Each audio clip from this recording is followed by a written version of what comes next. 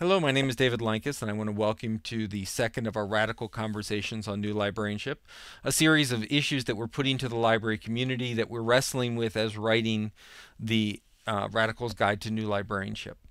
We talked before about the definition of a library. Today we're going to move into the idea of fiction and storytelling in knowledge development and the roles of fiction and storytelling, and we're basing it around really an assertion.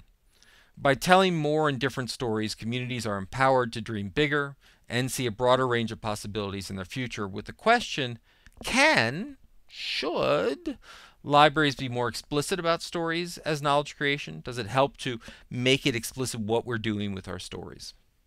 To do that, we're going to prompt you with sort of two threads, not that I want to limit the conversation. That is stories as a medium for learning, conveyance of knowledge from one person to another, from one generation to another, from one society to another.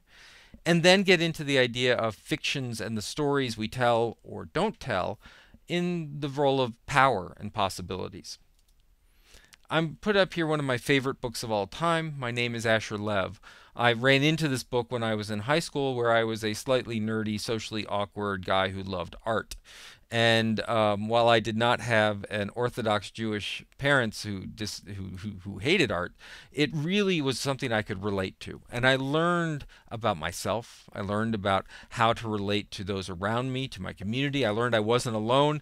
It was a very powerful moment. And many people I talk to, if you ask them in their life what was one of these defining moments, they'll almost always define the title of a book, some material that absorbed them, where they saw themselves, which helped crystallize their identity.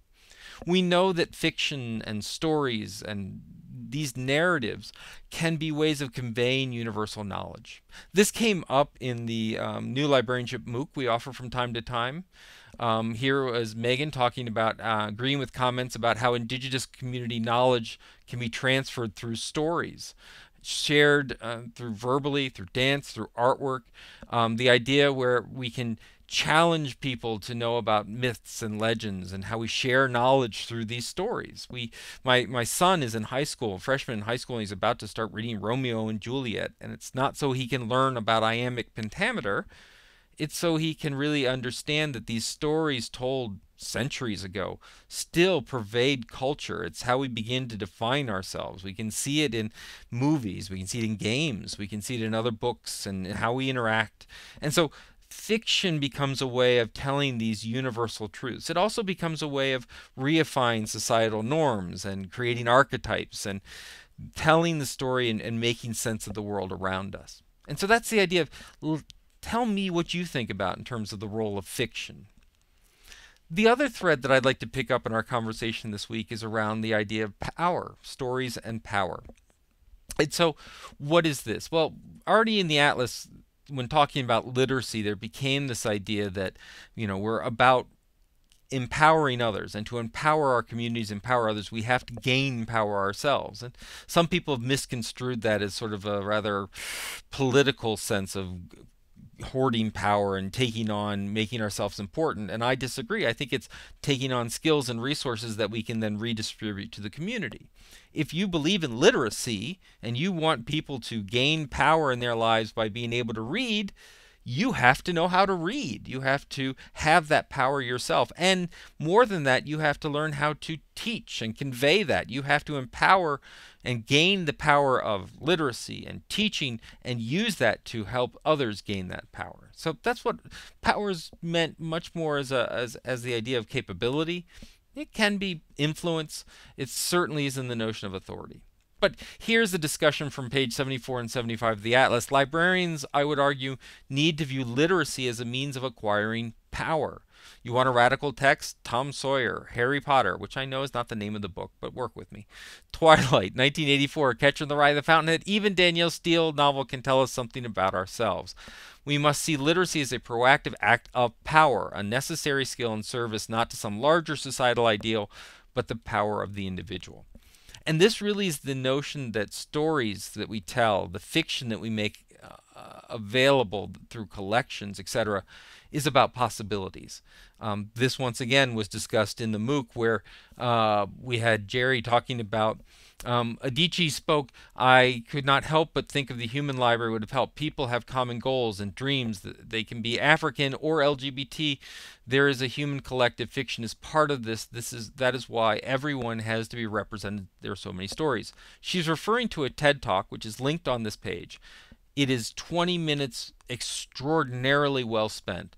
As the author, who comes from Africa, talks about limited fiction, that when you have limited narratives that you tell about a people or within a culture, you limit the possibilities and you create stereotypes, you create distortions. Even the fact of talking about this author as African when she is from a specific country, and that the notion that we have this image, oh, so you must be dealing with AIDS and you're extremely poor and you live in a lush jungle full of exotic animals, right? That's because those are the stories that we in Western culture constantly see, and yet there's a full life there of what it means to grow, and good stories of development, and what it means to struggle as a teenager, and what it means to work in a democracy, and etc. And if we don't hear those stories, we don't have the possibilities and we don't interact with that culture on an equal footing. We sort of have a very sympathetic, that's even more patronizing view of some of these cultures because we've not been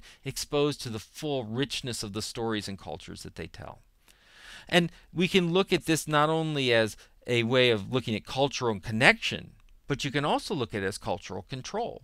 There are narratives that pervade cultures that talk about the role of government, that talk about the role of democracy, that talk about opportunity, that we talk about, do you talk about opportunity or do you talk about income inequality? Do you talk about the notion of democracy or do you talk about oligarchy? Is it, when you talk about politics, is it the best of us or is it a dirty word? These are all narratives. And once again, I highly, highly recommend you listen to the sort of Skype recording available on this page where Wendy Newman talks about storytelling as advocacy, and that we have a story to tell, and as libraries we tend to tell very self-serving stories. We need to tell the story of communities and how we improve them, and libraries as organizations and librarians as individuals can help craft the narrative of a community. How do we want to see it? In Ferguson, there's one narrative that goes through the media where the idea is it's a place of crisis and struggle and race division.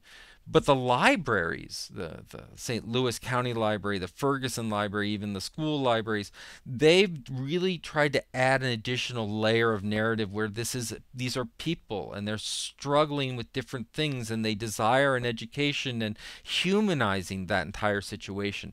That's the role of stories in fiction. Talking about the need for data and storytelling, doing Jennifer Lardy, who's in that environment, talking about informal learning and the power that informal learning can do in terms of enabling communities through storytelling, and the active role of storytelling versus simply collections of stories. We need to have access to lots of stories, but we also need to facilitate people telling their own story and learning how to tell a story, and that is learning and empowering. So I can't wait for this conversation. It's already started for me a bit, and so I'm looking forward to your input. I know there's a lot of passion around stories from folks in all sectors, academic and public and all of these things, youth services and folks working with seniors and folks working with teens, and the idea of storytelling in gaming and storytelling in media and storytelling through maker spaces and etc. Please use the hashtag #NewLibFiction. Go to the blog site and we'll point you to that conversation. We need your input. Thank you very much.